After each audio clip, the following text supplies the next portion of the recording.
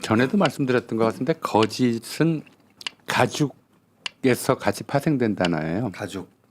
가죽, 겉, 껍질, 껍데기, 겉 이런 것들이 다 이제 같은 의미소를 가졌는데요. 아하.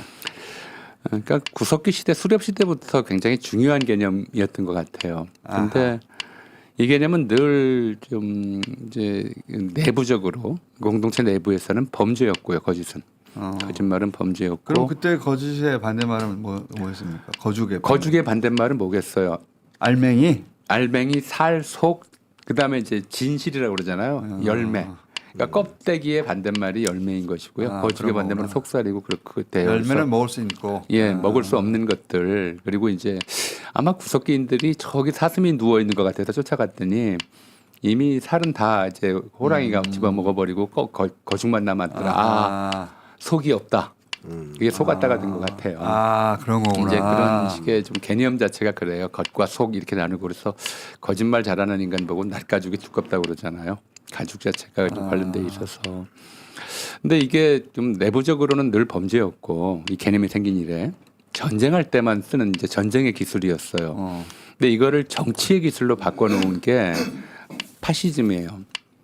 그 유명한 이제 괴벨스 거짓말도 여러 번 반복해서 들으면 진실이 된다라고 하는 이제 선동술이 나오죠. 그런데 이게 굉장히 중요한 게 보통 사람이 거짓말을 여러 번 하면 그냥 거짓말쟁이로 찍혀서 매장돼요. 근데 권력은 이제 똑같은 얘기를 반복할 수가 있는데 권력자들은 중요한 거는 이걸 여러 사람한테 반복적으로 들려줄 수 있는 수단이 있어야 돼요. 그래서 이 파시즘은 반드시 매스미디어랑 결합해요.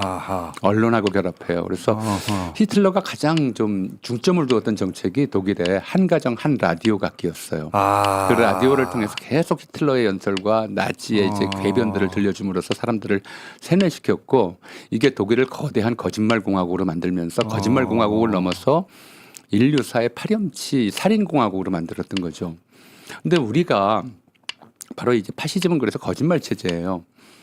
권력자는 거짓말을 알면서 속이고 이른바 대중은 매스미디어를 통해서 그 거짓말에 속아 넘어가고 그러니까 거짓말이 일상화되는 그런 체제가 파시즘 체제였거든요. 근데 우리는 사실은 이제 분단 때문에 이 문제를 좀 민감하게 인식하지 못해서 그렇지 1937년 이른바 일본이 중일전쟁을 일으킨 다음부터 1987년 체제까지 50년간 사실상 파시즘 체제였어요. 거짓말이 지배했던 체제죠. 뭐 그 유명한 게 이승만의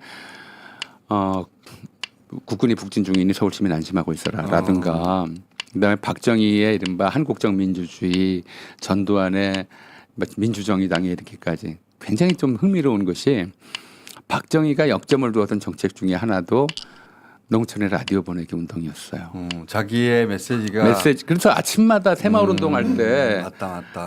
농촌 마을에 이제 그 이장의 방송 목소리 방송이 울려 퍼졌잖아요. 끊임없이 이렇게 방송을 통해서. 그러니까 이 파시스트 권력, 거짓말 권력과 이 거짓말을 이제 대중에게 전달하는 언론은 늘 파시즘을 구성하는 두 축이었어요. 요즘 그 20, 30대는 모를 텐데 그때는 마을마다 동네마다 그 스피커를 통해 가지고 그 새벽종이 울려 그 노래부터 시작해서 이제 박정희 정권의 메시지가 계속 이제 주민들의 의식을 지배했던 거죠. 나와서 집 앞에 마당 쓰려고.